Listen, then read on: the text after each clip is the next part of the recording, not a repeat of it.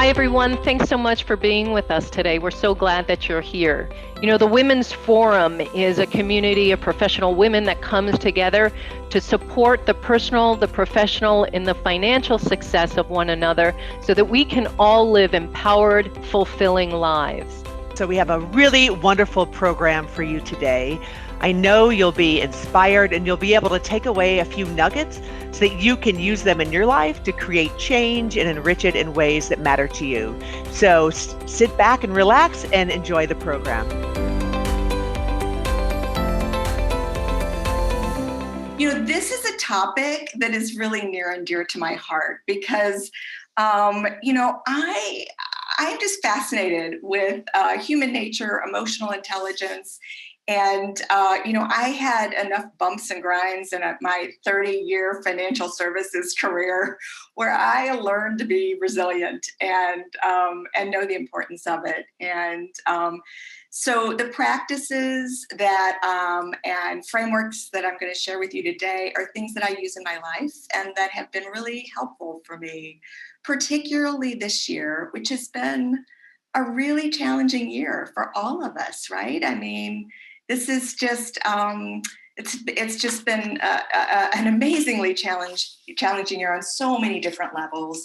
And so I love this quote by Mary Shelley, who of course is the author of Frankenstein. And this is from the book Frankenstein, which was written over 200 years ago. Right? Nothing is so painful to the human mind as a great and sudden change. And so one of the things that I want to share with you today is why are great and sudden changes so hard on us as human beings? And why is uncertainty, why does it feel so overwhelming? And there are reasons, right? There are reasons. And so, I invite you in the chat to share just some of the challenges and uncertainties that you've been experiencing in 2020. I can think of, certainly, it's what's compounded this and made it so difficult for us is that we are experiencing kind of this stress and threat on both a personal and an existential level, right? This pandemic. Normally, it's like the difference between a recession and depression, right? A recession is when, it's affecting other people. A depression is when you lose your job, right? That's a pandemic is first it started in globally. And then before we knew it, it was impacting our own livelihood, our own health and well-being, and going to the grocery store became, a threat. It became dangerous, right? Who knew, right? Who would have ever expected something that we would worry about our health going to the grocery store? And so, these are some of the things that we're dealing with. And finances, right? I'm sure so many companies, so many individuals have been impacted, loss of jobs, just the social justice issues that we've dealt with. And I'm sure that we all know people who have been impacted, either have COVID or they haven't been able to see because they're at risk. So, these are some of the things that cause stress and anxiety for us. And so, the military has a term for this.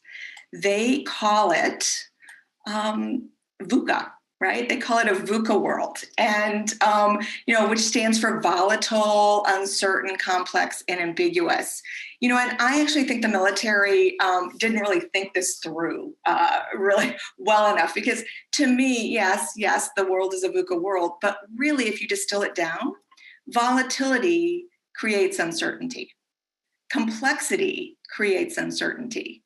Ambiguity creates uncertainty, right? If you really want to distill it down to what is the stressor here, what really causes us to feel overwhelmed and to feel anxious, and that is uncertainty. And a lot of that has to do with how we as human beings are wired and how our brains and nervous systems evolved. And I like to say that kind of this VUCA world that we live in brings out the fangs. And, for those of you in the financial services or investors, you'll think of, oh, you mean the FANG stocks like Facebook and Amazon and Apple and Netflix and Google. No, these FANGs that are flourishing with uncertainty are fear and anger and anxiety and numbness, right? How many of us, just want to numb ourselves so we don't have to deal with it, right? And the G is for grasping.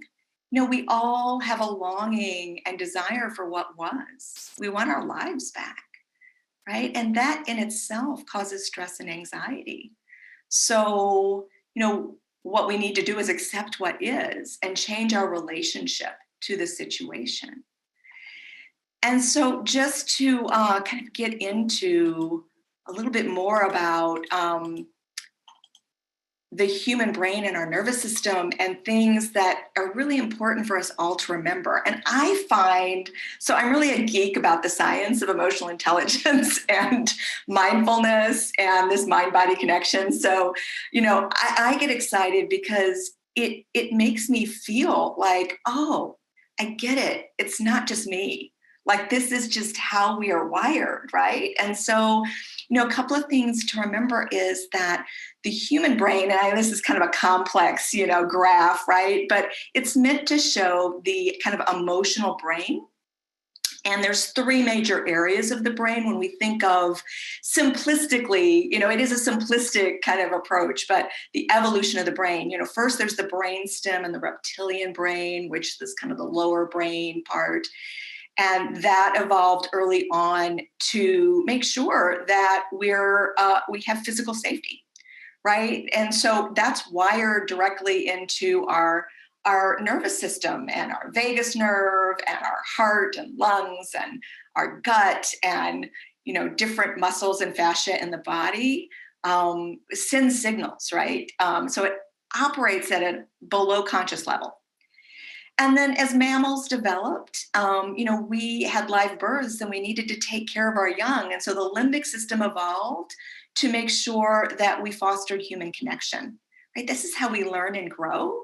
And so we need human connection. It's a basic essential need.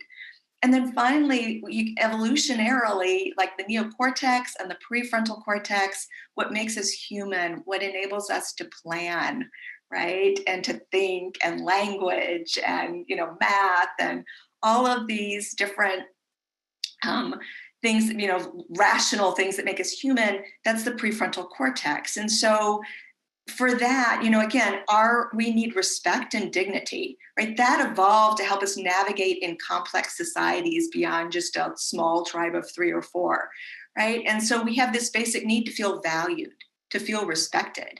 And when there's uncertainty around any of these 3 essential nutrients for human beings, then, we're going to be in a threat response, right? And our brain is distributed throughout our body through the nervous system.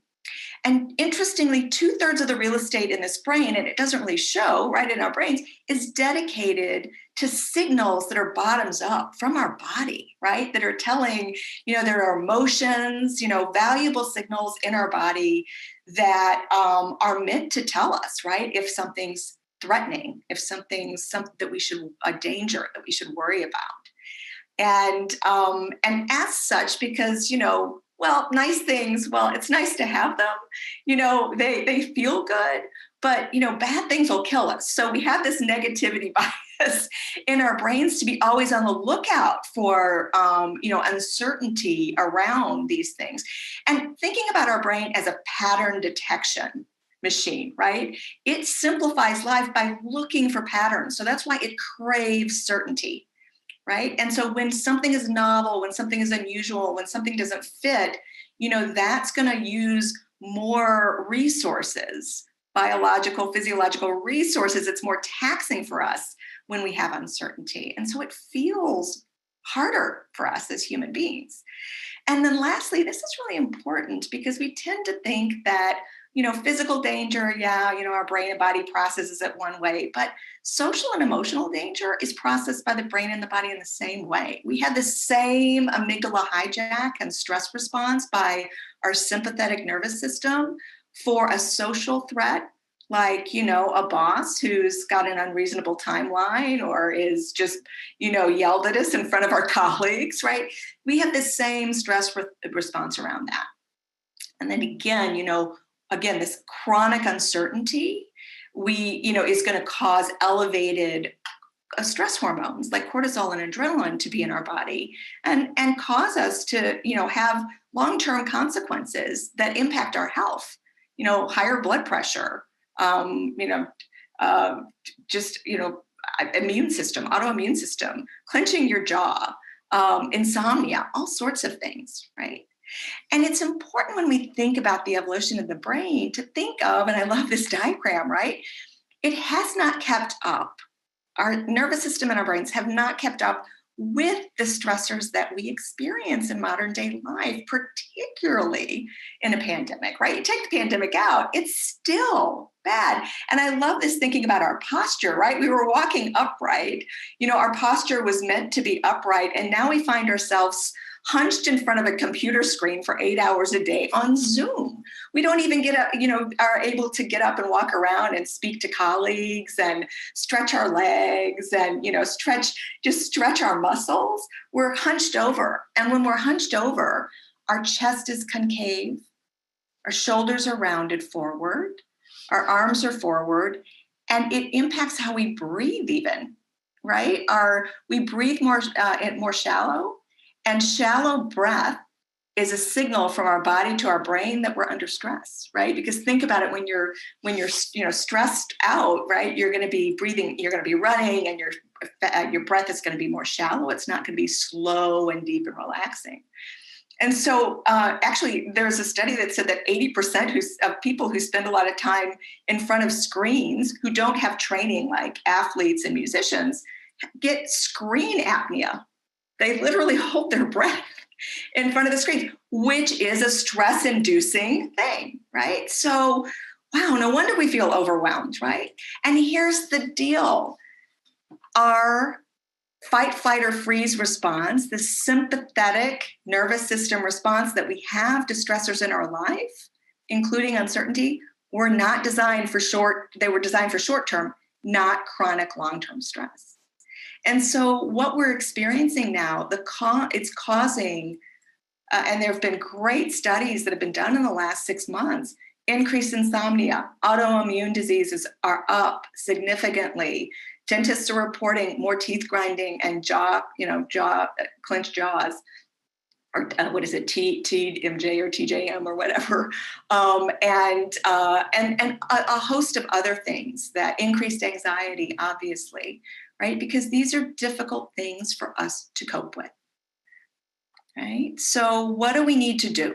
Well, this is why we need to have a strategy. We need to cultivate resilience.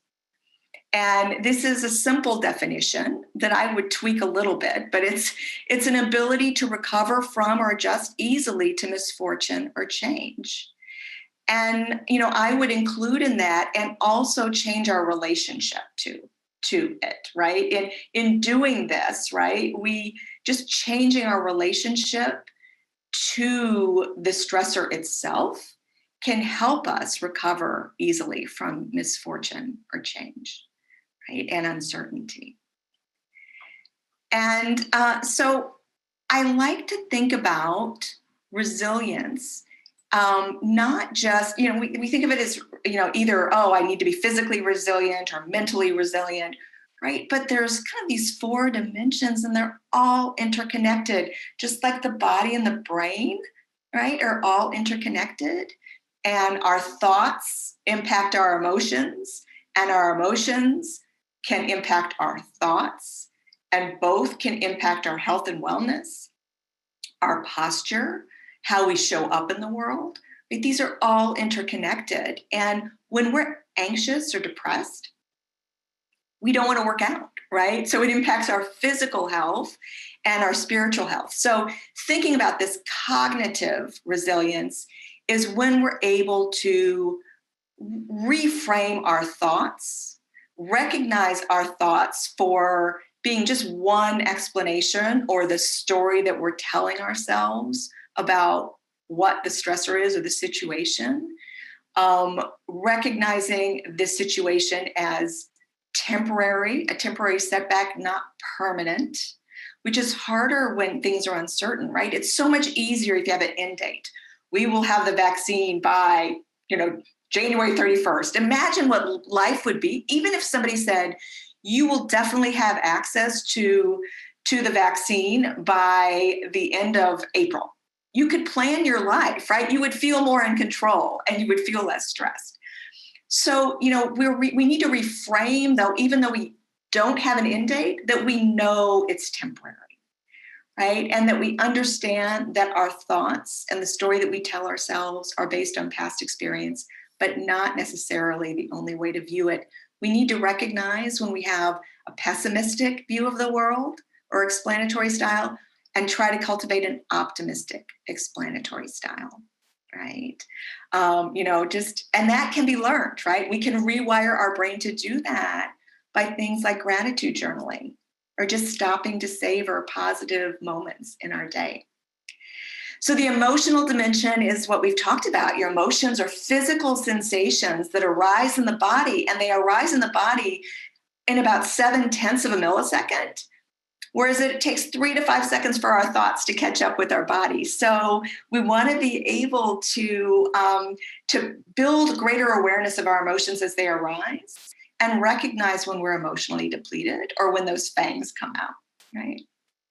And then physical resilience, right? We need to take care of ourselves in order to be able to maintain emotional resilience and cognitive resilience. We need sleep, right? We need exercise. We need to eat right. Nutrition matters. Your gut is like its own mini brain and can actually override our real brains. And it produces 95% of the serotonin, which is a mood stabilizer, right? So, when we eat healthy foods, when our gut is healthy, then we're in a better mood. And stop and think about a baby crying, right? When a baby's hungry, they're in a bad mood, right? When our gut works, we're going to be able to cope with things and faster, recover faster. And then spiritually, right? We need to not only, religion is one aspect, but it really is, are we in touch with our values? Do we recognize that we have a purpose in life? Can we connect to that purpose and meaning and something greater than ourselves? So this is a really important aspect of a dimension of resilience. And if any one of these buckets or dimensions are depleted, it's gonna impact the others, right? They're all interconnected. And so here is a simple framework that I've developed that I like to think about when we think about resilience. And I think about resilience in 4 steps. I could probably make it 8, but I try to make it simple. I like 4 and 5 steps. And, this has come from personal experience. So this has worked for me this year. I know many of you on the call know, I lost my son in January, literally just weeks before the pandemic and shut down and our lives were turned upside down. And so I credit my mindfulness practice and cultivating these emotional intelligence qualities of self-awareness and emotional management and understanding my need for connection. That's gotten me through this year, right? Without it, I don't know where I would have been. And so this does start with mindfulness, which is simply, if you want to think about it in really simple terms, it's being fully present, not caught up in your brain, but physically grounded in your body in the present moment. The longer definition is it's just paying attention to what's happening in the present moment, in the mind, in the body, and in our external environment with an attitude of curiosity and kindness. And that's really important, the curiosity and kindness, not the judgment and the berating ourselves for something or berating others. And if you don't already have a mindfulness practice, I would encourage you to do so. Barbara's already shared a wonderful app, 10% Happier. I'll also have another resource at the end that is a great course for beginners that I really, really, really love. And, and mindfulness can be integrated throughout your day. I'll share a practice with you in just a minute. as well as a seated meditation practice. And the seated meditation practice has great benefits. You know, the three major benefits that research has shown is that meditation and mindfulness help us improve our focus and attention. And who doesn't need that these days, right? Because when we can keep focused and feel less scattered, then we can choose what we're focused on. And what we focus on is what we learn, right? And that's how we change our brain. The second thing it does is it helps us build greater self-awareness. And then the third thing is it helps us manage our emotions. It literally changes the function and structure of our brains to help us do these things. So once we cultivate mindfulness, then we can cultivate self-awareness. And this is self-awareness, as I mentioned, not just cognitive self-awareness, but embodied self-awareness. And the embodied self-awareness, the interoception, the listening to those bottoms-up signals from our body, from all sorts of emotions that show up all over our body, right? Our heart, our lungs, our chest, our fingers, our face, our neck, our shoulders, right? Tense muscles. Listening and noticing that tightness, contraction when it shows up in our body, the emotions as they arise, and just getting curious about it. You know, it's amazing when you just observe what you learn, and it creates this little bit of distance, which makes it easier. And what we find is emotions are ephemeral. They come and go, right? They're not lasting. And so we can change our relationship to our emotions when we work on embodied awareness. And that also includes our posture as well, because our posture, as I mentioned, can impact our mood state and our emotions and our stress levels. And then when we're self-aware, then we can more easily manage our emotions, right? And this is something we can manage them in the moment, creating the space that we need to consciously choose our response, to not send the email that we really want to send, to not yell at our kids when they interrupt us during a Zoom meeting, right? But it gives us the ability to change and to pause, right? To create that space we need to choose our response and to reframe and reappraise our relationship with the stressor, which makes a huge difference. It widens the window of our tolerance when we can become less susceptible to, just getting, irritated and in a quick second, right? When we can make that window of tolerance wider through emotional management, then we're going to stay balanced. And then finally, the framework is around connection. And connection in two areas. One is connection with caring relationships and people that we care about. We need human beings. And this is one of the things that's been so tough during the pandemic. We miss seeing our friends. We miss seeing our colleagues. And we tend to withdraw when we get overwhelmed. So understanding that, caring, supportive relationships help us get through difficult times. I know they did for me. And the other thing we need to connect to is our purpose, to, again, that meaning, right? When we know why we're getting up in the morning, when things are tough, it makes it a lot easier to get out of bed, right? It just makes it, when we can shift from being stuck in our own stuff to thinking about others and a greater purpose, that feels really good. And they've even in the 5 stages of grief, they've added this 6th stage of meaning. I recently read a book by a gentleman who worked with Elizabeth Kubler-Ross, and he wrote a book on meaning as the final stage of grief. And yeah, man, it really helps. And when we can connect to our purpose and our meaning every day, we can set intentions, right, that will help us overcome the hardships that we're all dealing with. So before I wrap up, I want to end with just sharing, again, we have such brief time, one emotional strategy, management strategy you can use in the moment, which can help you through difficult times. And so it's just called STOP, right? And it's just a simple integrated mindfulness practice that you can use. And it's first just when you notice that your emotions are arising, when you notice you've been triggered, right, just to stop and take a breath. The breath is a really powerful tool.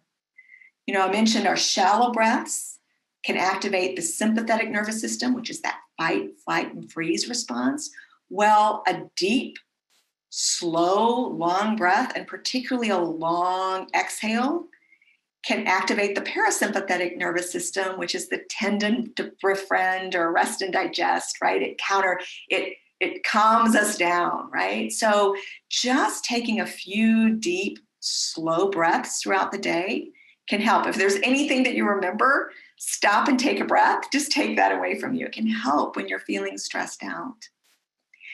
And then once we take a few deep breaths, then we can observe what's going on in our bodies. Where am I feeling tightness or contraction? Where am I feeling heat? Where am I feeling any discomfort or pain? And what's the story I'm telling myself about that? And how true is that story?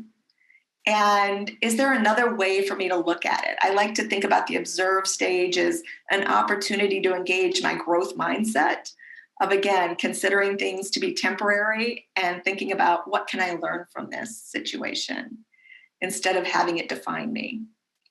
And then I can choose my response wisely. I've created the space by stopping, taking a breath, and observing and noting, and then I can choose my response and proceed. So just a very simple integrated practice for you to use. And I know I didn't have a lot of time to talk about resilience, so I wanted to share with you all that my dear colleague and friend who went through Search Inside Yourself teacher training with me, Sharon Galinda, and I will be, and Sharon is the owner of North Shore Yoga and True North Yoga and Health and Wellness. And she and I are going to be doing what we're calling our Embodied Resilience Workshop, Finding Balance in an Uncertain World, which is something that we all need to work on. And what I love about this approach is we're going to take kind of a unique approach. It's going to be 6 weeks on Thursdays. It will be recorded. And we're going to blend yoga to kind of work on, again, that posture and how that impacts our feeling of empowerment and grounded and balance, because it all ties in with emotional resilience. Emotional and physical balance are actually linked, right? So when we are physically off balance, we emotionally feel off balance and vice versa. And so they're linked. So we're going to be using both emotional intelligence, mindfulness. We'll do some breath work and yoga. And so we'll have, I know Barbara and Nancy are going to distribute the link to this, and we'll have a discount code as well. And then I did want to leave you with these resources as well. Several books, Emotional Intelligence and Search Inside Yourself. I am a certified teacher for the Search Inside Yourself program, which is a mindfulness-based emotional intelligence program that was born at Google. And this is a great book. If you are interested in the neuroscience, I highly recommend it, as well as Your Brain at Work. The 10% Happier book is good as well. And then I love this Healthy Minds program app, which was rolled out last year by Richard Davidson at the Center for Healthy Minds in Madison, Wisconsin. And it is for beginning meditators and even for experienced meditators. They have a really wonderful framework and coursework, and it's a whole lesson, it's a whole program that you can work through with meditations and teachings by Richard Davidson about this neuroscience and research. And it's great. So highly recommend that. And at this, I'll turn it over for questions or comments. The one thing that surprises me is the gut's impact on so much of this. And we talk about healthy eating, but we really can sabotage our success if we don't have good gut health, that it really affects our well-being and stress. I mean, that was a big number that you gave us. Yeah, it really does. Yeah. I know I have been, and this is why it'll be so great to go to your next program in December with Monique Costello around nutrition and healthy eating during the holidays. And, particularly now this year, I don't know about you guys, but I've been reaching for that comfort food a little bit too often. So, processed food and things like that, just, they can impact our mood. They can actually create this negative downward spiral, reinforcing our negative moods by eating food that isn't healthy for us. Yeah, we had someone talk about how their takeaway and aha moment was a shallow breath as a signal to the brain that we are under stress. Yeah, yeah.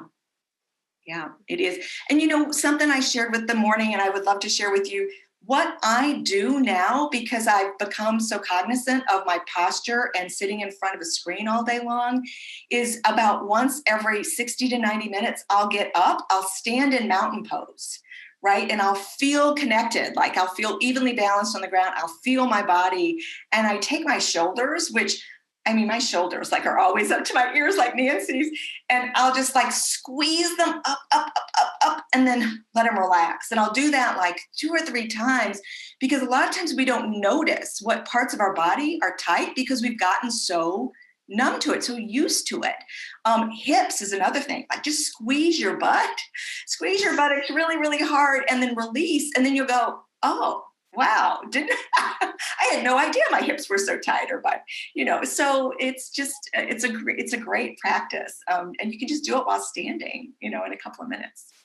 You had mentioned this morning the importance of the exhale, that everybody thinks that the inhale, but the exhale. And I just read an article about that on Tuesday about how important it is to push all the air out, just as important as the inhale. And I didn't know that. It's actually more important than the inhale, actually. Yeah, so a lot of times for breathing exercise, you could say count, breathe in to a count of 3 or 4, and then breathe out to a count of like 5 or 6, and do it very slowly and try to squeeze your lower diaphragm. You've got 3 diaphragms, but pelvic muscles and up, and just squeeze it all out. It actually increases carbon dioxide in our system when we do that, which oddly, apparently, is supposed to improve our health. So I don't quite understand how, but I'll figure it out.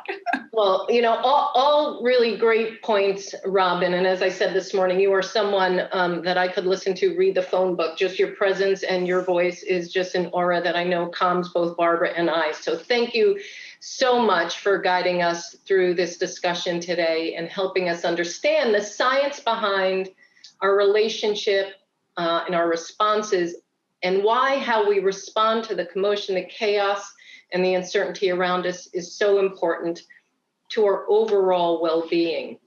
Let's face it, as leaders, as women, we're in the thick of so much today, perhaps more so than we realize, and it requires us to dig deep within us to harness our courage and to remain centered, so that we can emerge from all of this wholehearted and stronger than before.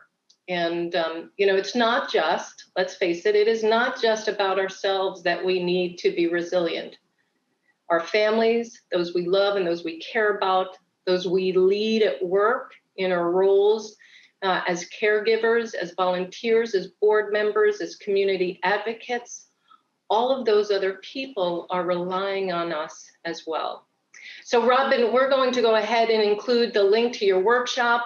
For those of you who are interested in learning more about Robin and her individual services as well as corporate services, we'll be sure to include her contact information as well. But so grateful for your support of our Women's Forum, Robin, and for returning for this encore visit. So thank you so much again. Oh, it's my pleasure. And, I just want to give a shout out to you two for creating this opportunity for women to connect in this time where we all need connection and support. Yeah. And that's it. As I see it, we can't navigate all around this with just a self-help book.